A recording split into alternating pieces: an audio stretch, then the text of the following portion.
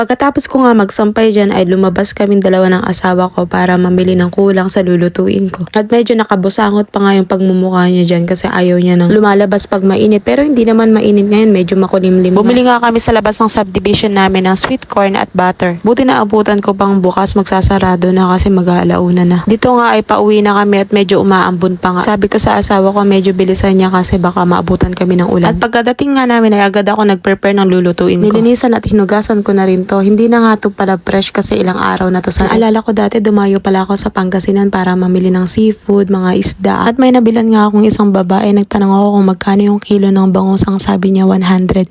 Ngayon bumili ako ng 5 kilo. Tapos pinalinis ko na. Nung binigay ko na yung bayad na 500, ang sabi niya 1,000. Bali ang kilo pala 200. Pero ang rinig ko talaga sa sarili ko ay 100 lang per kilo. Hindi ko alam at that time kung sino may mali, ako ba o siya. Pero binayaran ko pa rin. And by the way, dito na nga tayo sa niluluto ko.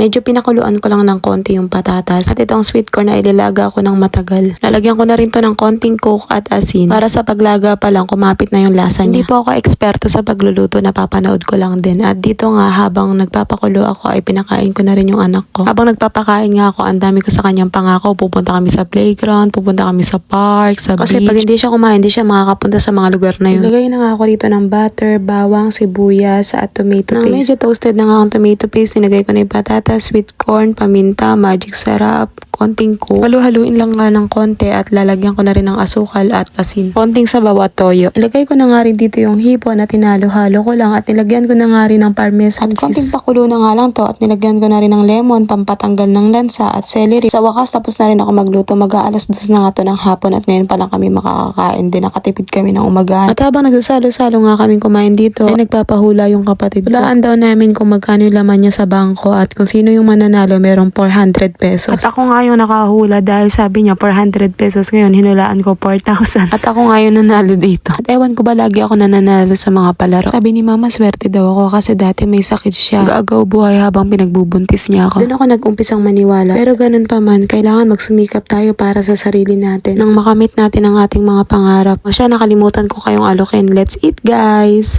And that's all for today's video. Thank you for watching. Bye!